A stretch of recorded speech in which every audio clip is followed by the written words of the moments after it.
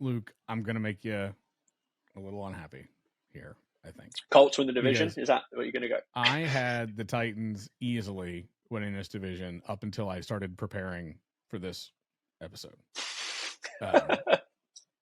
Okay. One of the things...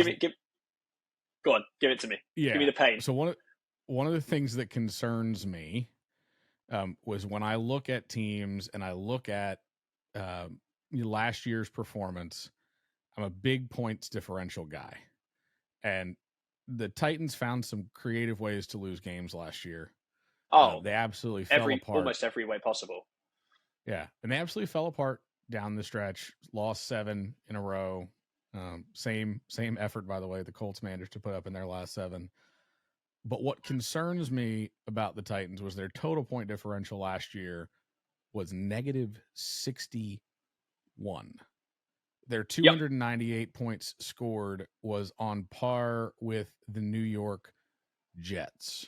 It was lower than the likes of the Arizona Cardinals, the Commanders, the Bears. They're not scoring a lot of points, and they're giving up a fair number, a little above average, to end up with a negative 61 point differential. The Jags last year, who I would have thought statistically were reasonably comparable to the Titans, just sort of a switcheroo, right? The Titans lost their last 7, the Jags won their last 5, and the Jags stole the division, including obviously a late season game yet again where they beat you when you had no reason to lose to them. But they starting a street free agent quarterback wasn't probably the best way to win that game, I would say. We still should have won, which is saying a lot. Minus 61, they were plus 54. Minus 61 to plus 50. Their Pythagorean wins expectation was between 10 and 11, and they won 9. Yours was between 4 and 5, and you won 7. So it's almost like they actually were a little unlucky last year relative to the way they performed, and you guys actually may have been a touch lucky. So I don't, we're still friends. No, go for it. Root for your Titans.